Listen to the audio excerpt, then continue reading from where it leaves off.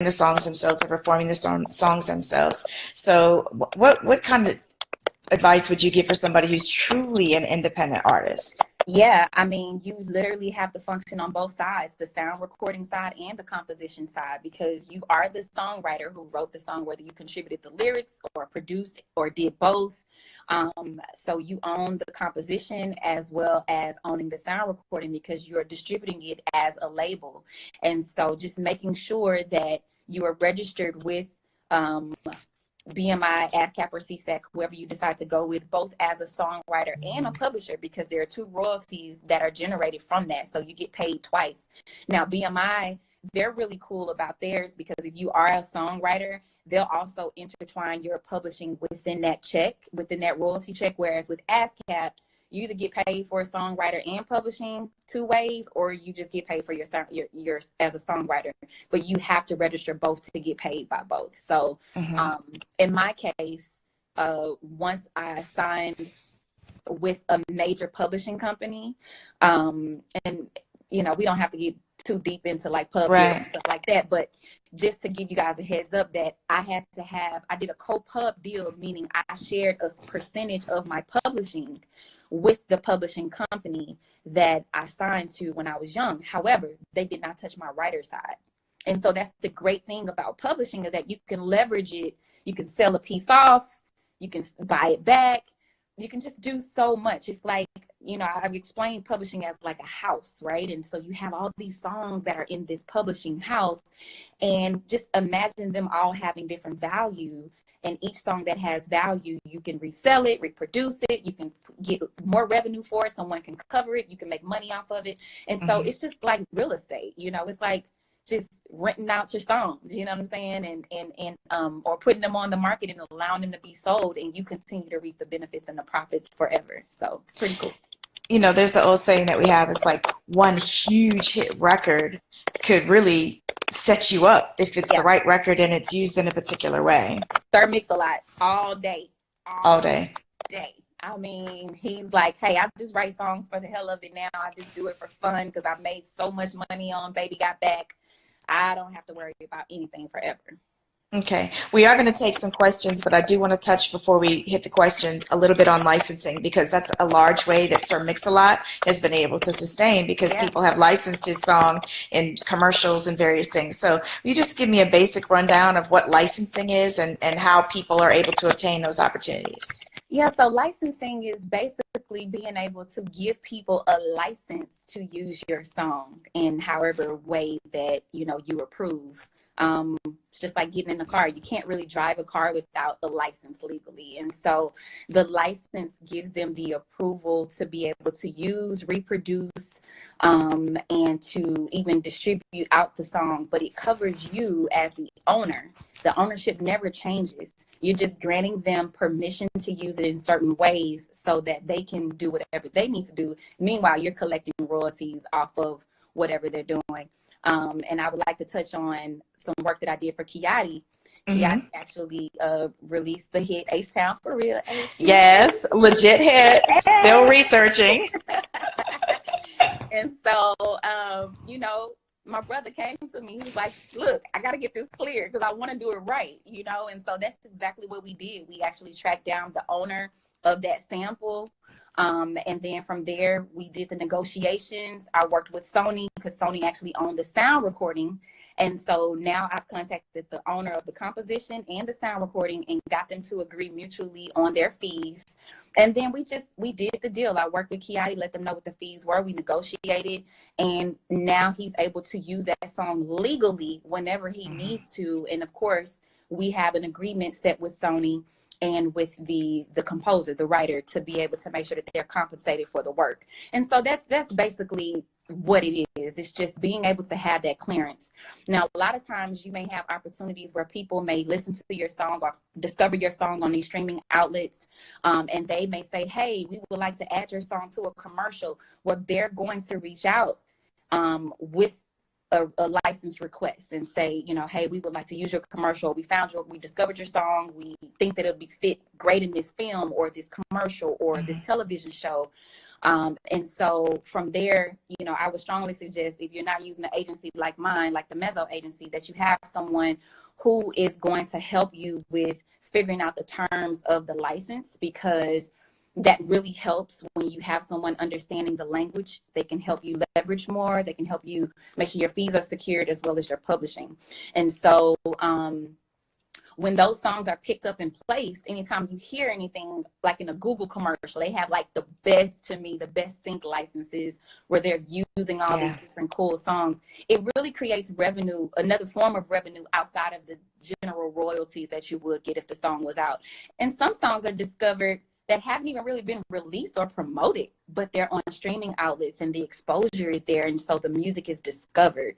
And so I always love those stories. I always root for the underdog, because there's so many so many artists out here that are undiscovered or just still trying to break. And they just all of a sudden get that phone call, you know. But there are other licensing agencies that you can Google that, you know, will be able to help shop your songs. And you can sign up with them, and they'll, you know, give you different percentages based off of what the terms are for the agreement to be able to freely shop your music. So I would just say, do your research, you know, how to license my music, what agencies can license my music. You can always head over to the Mezzo agency. Yes, please. And we can start the process there. You know, we have a music library that we're every day developing thematic songs, you know. And I also have a video on YouTube that kind of breaks down what licensing companies and supervisors are looking for.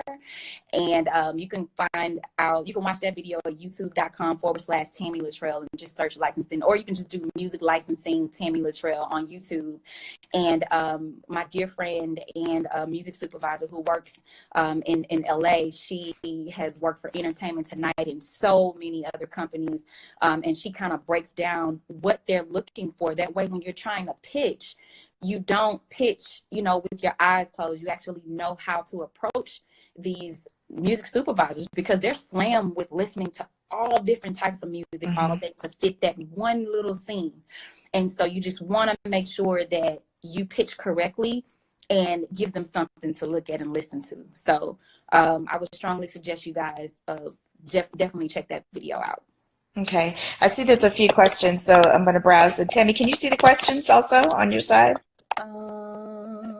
Scrolling in the comments. Someone wants to share it live. No, I don't see any questions. Okay, let's see. I have one here from Dash Machete. How can an artist get into sync licensing? He says, he or she, do you recommend connecting with music supervisors via LinkedIn, etc.? What kind of tips do you have? Yeah, I think LinkedIn is a great source. I also tell you guys, IMDb is a great source, because you get a chance to really see what projects music supervisors are working on. It does require a fee. You know, IMDb is like the Facebook for all of the music professionals, and so that's a little free game for real. if you are interested in finding out who specifically is working on what types of projects. But like I said, they have a lot of different companies out there, like Songcrater, a few other companies that you can look up, like music licensing agencies who specifically work on trying to get your music placed in different sync opportunities. Okay, thank you. That's great. Let's see. Should you send an EPK with the pitch to a music supervisor?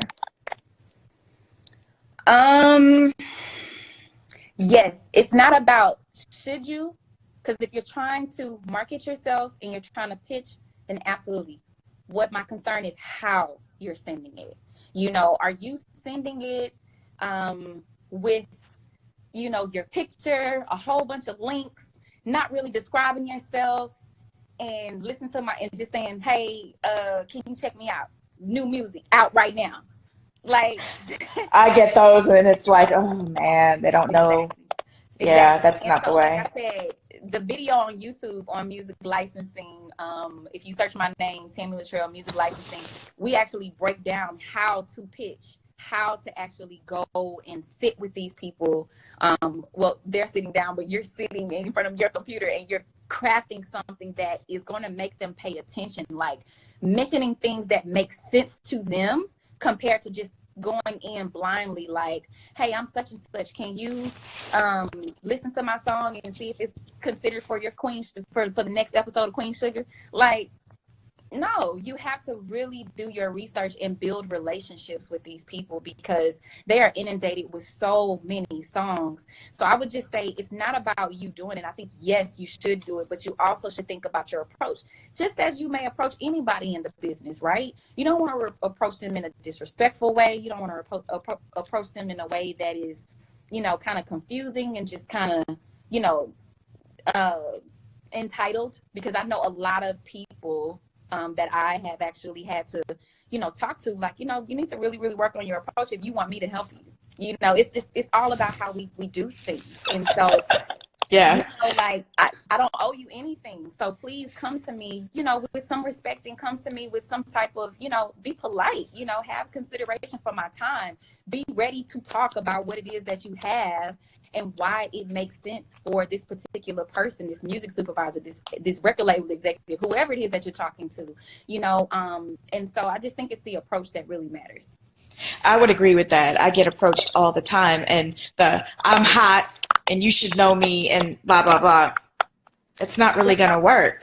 No. Not in this day and age, not when there's too many resources out there for us to be able to look at concrete metrics to measure how hot you really are. Like, right. We have way too many technologies, and we'll dive into that on another free game, and I'll show you some of the tools behind the scenes that radio people use. But, you can't lie. Right. So I'll be like, oh, you hot? Okay, let me see how hot you are.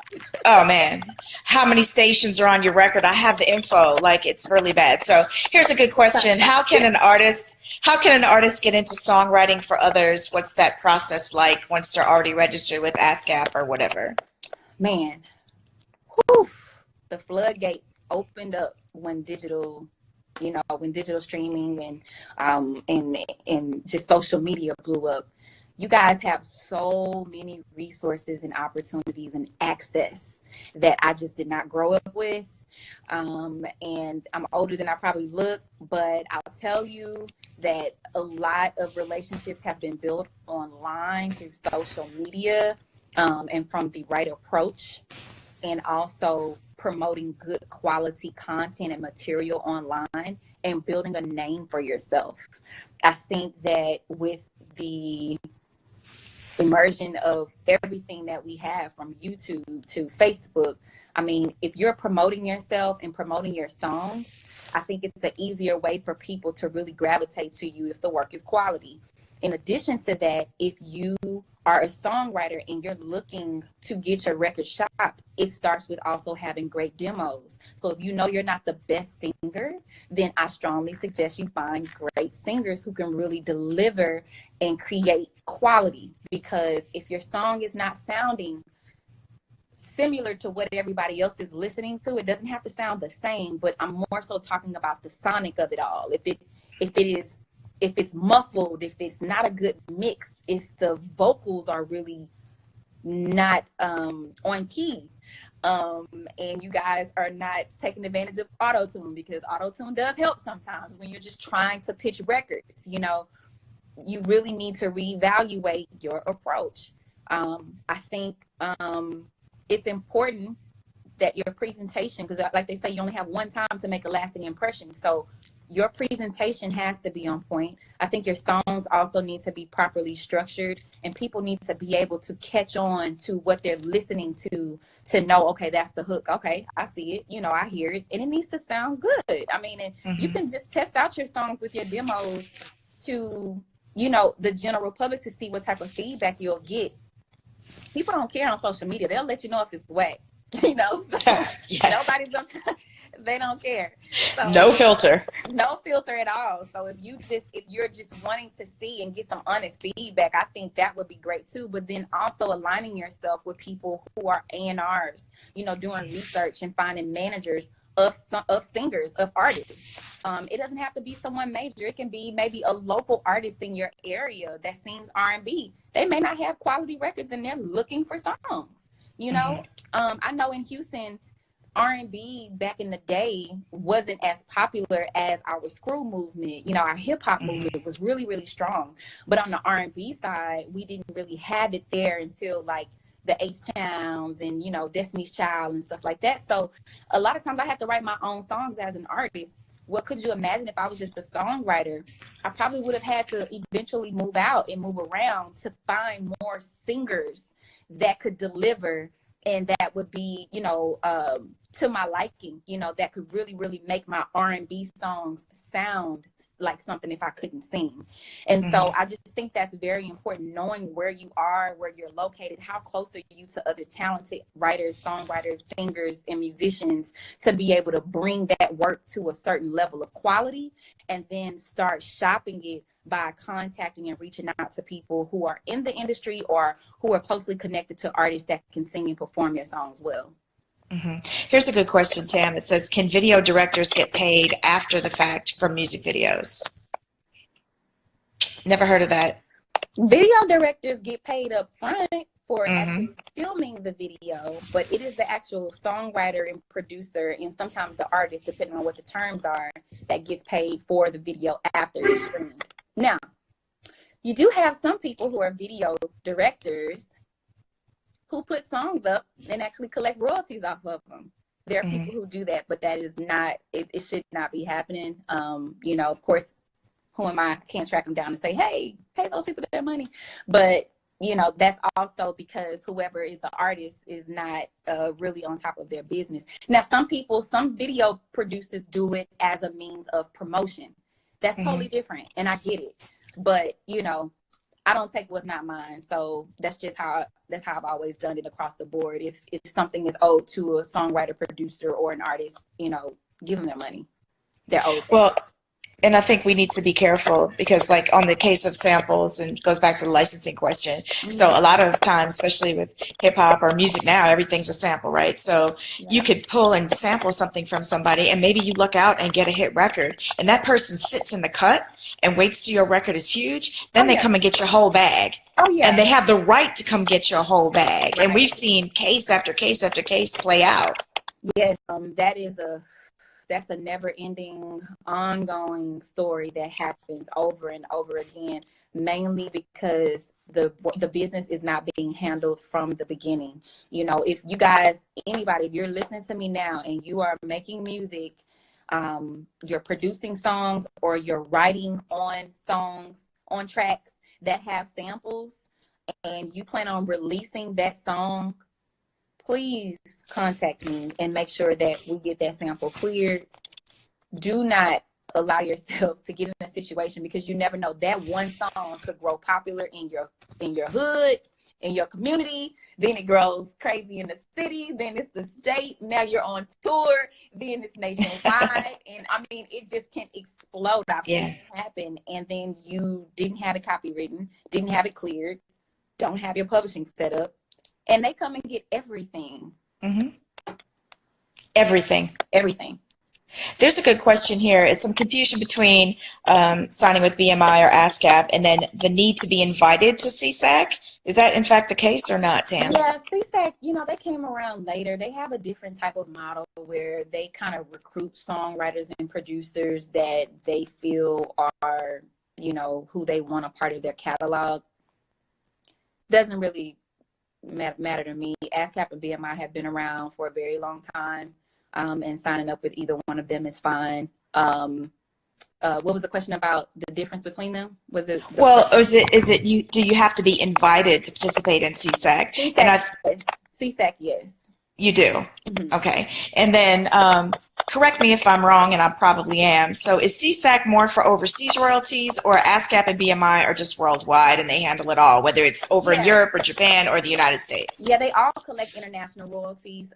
There is a bit of a delay with that though, because you got to remember, if you're a USA writer or USA artist and you've written a song and it ends up in, you know,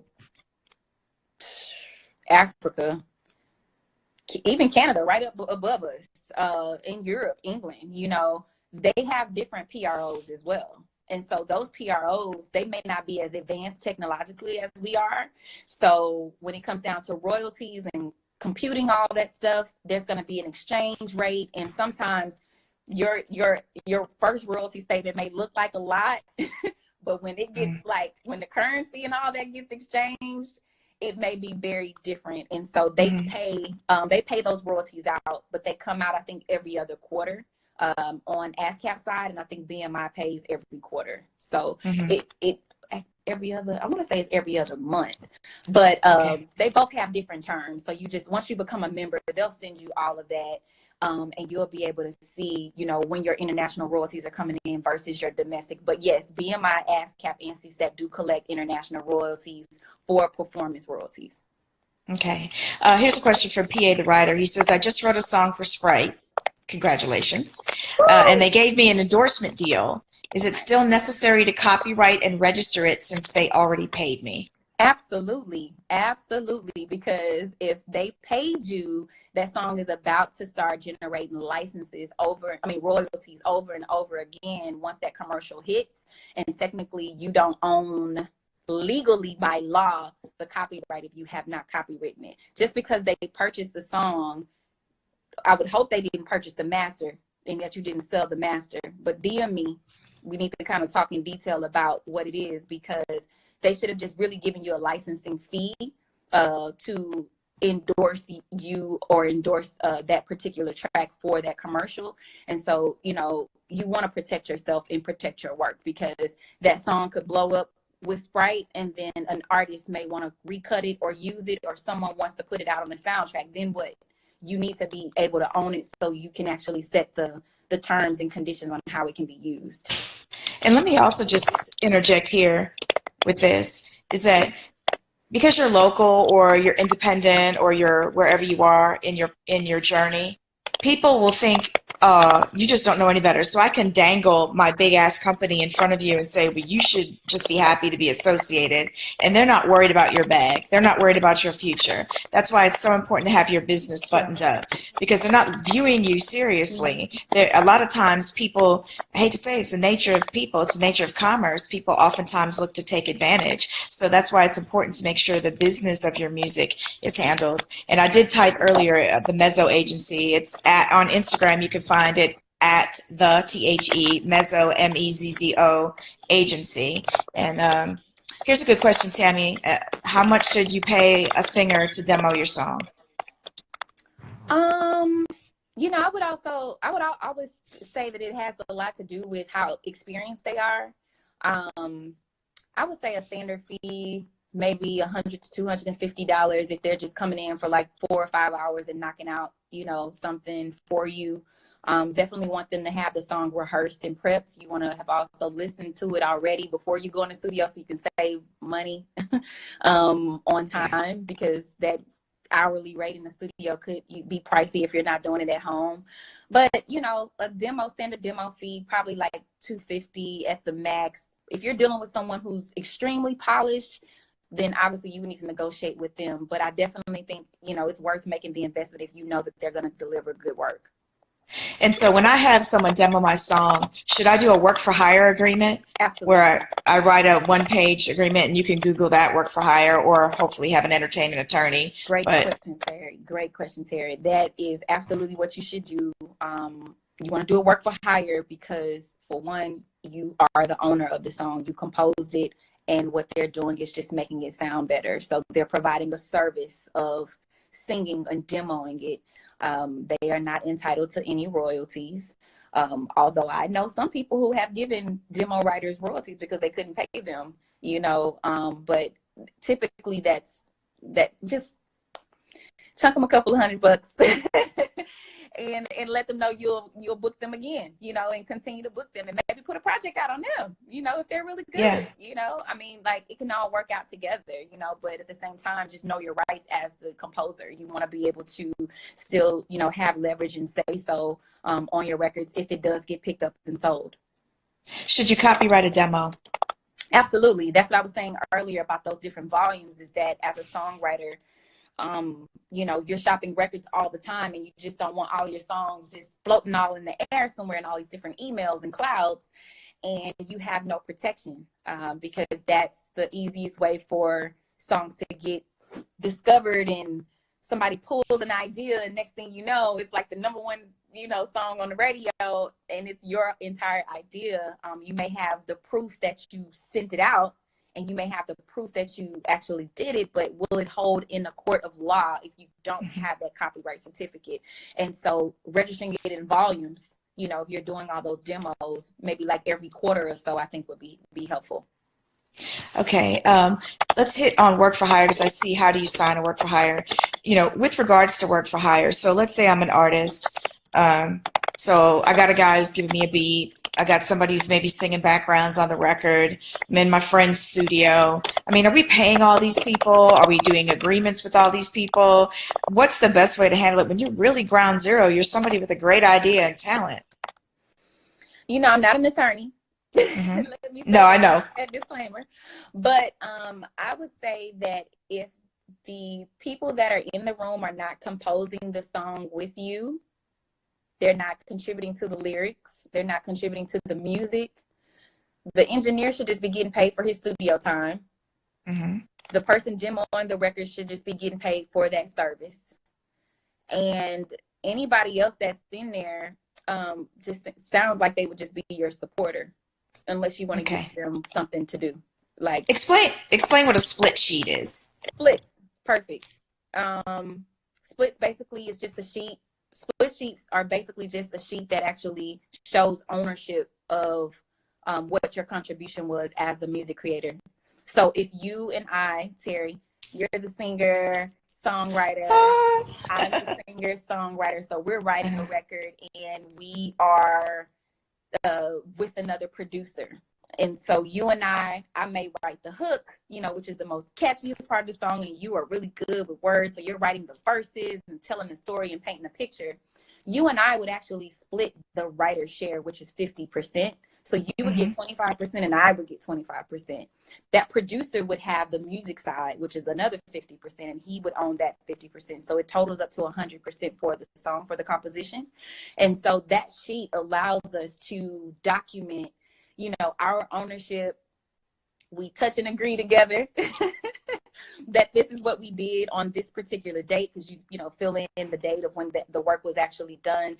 And then also our PRO information. So if you're with BMI and I'm with ASCAP and he happens to be CSAC or whatever, we'll put that information down along with our IPI numbers. And your IPI number is just like your social security number for your account as a writer or a producer.